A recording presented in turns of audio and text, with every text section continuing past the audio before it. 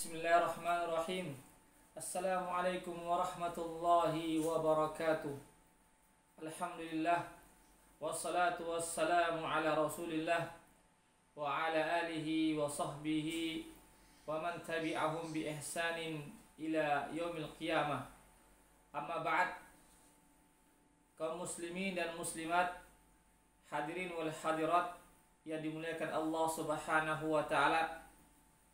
Pada kesempatan kali ini kita senantiasa memuji Allah Subhanahu wa taala dan bersyukur kepadanya sehingga kita bisa bersua kembali dalam suasana yang penuh dengan rahmat Allah Subhanahu wa taala.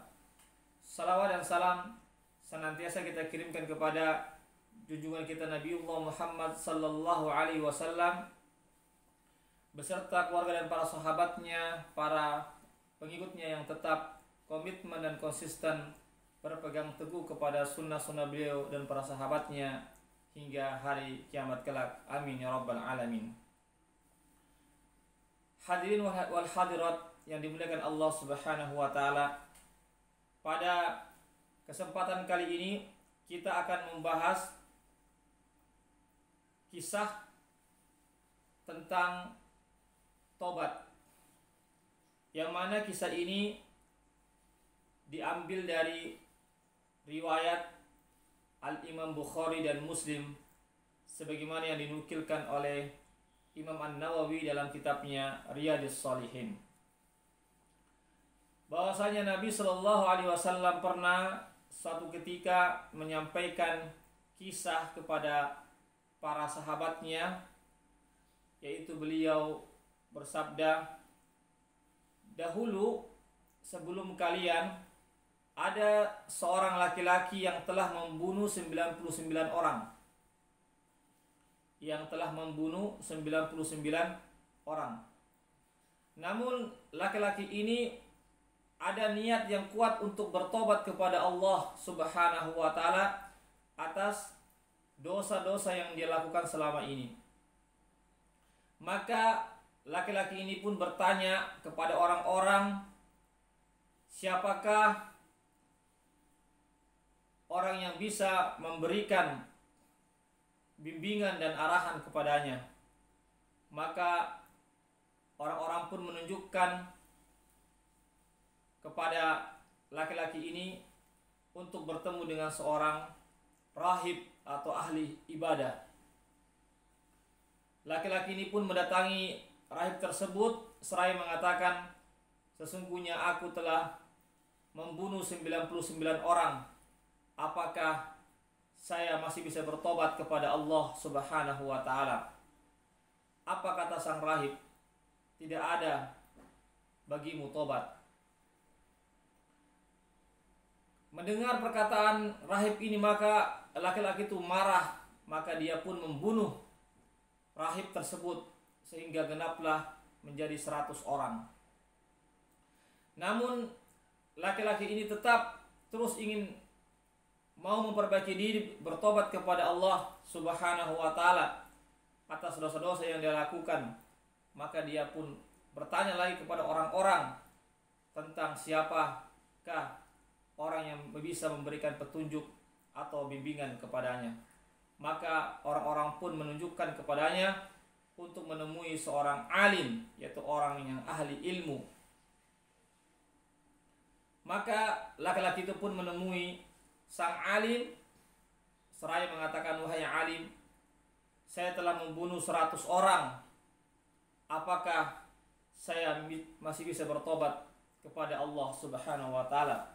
Maka sang alim pun mengatakan, iya, tidak ada yang menghalangimu untuk bertobat kepada Allah Subhanahu wa ta'ala.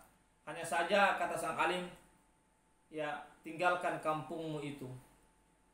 Karena kampung itu adalah orang-orang yang jahat di kampungmu itu, orang-orang yang tidak beribadah kepada Allah. Maka pergilah kamu kepada kampung di sebelah, kampung yang lain. Di kampung itu adalah kampung yang penduduknya orang-orang yang senantiasa beribadah kepada Allah. Maka kamu pun juga ikut beribadah bersama mereka. Maka laki-laki ini pun mengikuti arahan bimbingan dari sang alim. Dia pun pergi menuju kampung yang diminta untuk didatangi oleh dari arahan sang alim tersebut. Namun apa yang terjadi, kaum muslimin? Di tengah jalan, belum sampai di tempat yang dituju, maka malaikat maut datang menjemputnya, mencabut nyawanya. Maka wafatlah sang laki-laki yang ingin bertobat tersebut. Kemudian turunlah malaikat rahmat dan malaikat azab. Malaikat rahmat mengatakan, ini bagian saya, karena dia telah bertobat kepada Allah dengan niat yang ikhlas. Adapun malaikat azab mengatakan, ini bagian saya, karena dia belum sama sekali melakukan kebajikan.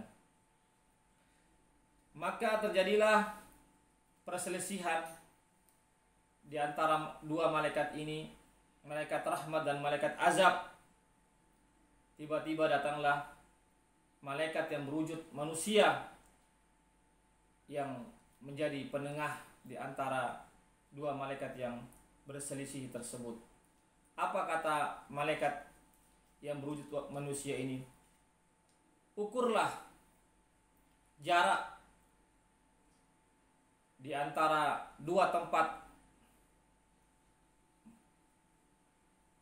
jarak yang mana yang paling dekat, maka dia ditetapkan sebagai penghuni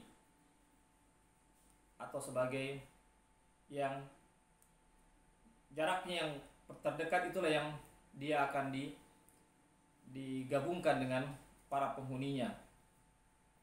Maka diukurlah jamaah sekalian, dan ternyata jarak yang dia akan tuju itu ya lebih dekat dibandingkan jarak yang dia tinggalkan. Meskipun jaraknya itu perbedaannya hanya sejengkal saja. Perbedaannya hanya sejengkal saja jaraknya. Jarak kedekatannya dari tempat yang dituju tersebut jika dibandingkan dengan jarak tempat yang dia tinggalkan. Akhirnya malaikat rahmat pun ya mengambil nyawa atau membawa roh dari laki-laki tersebut sehingga ditetapkan sebagai penghuni surga.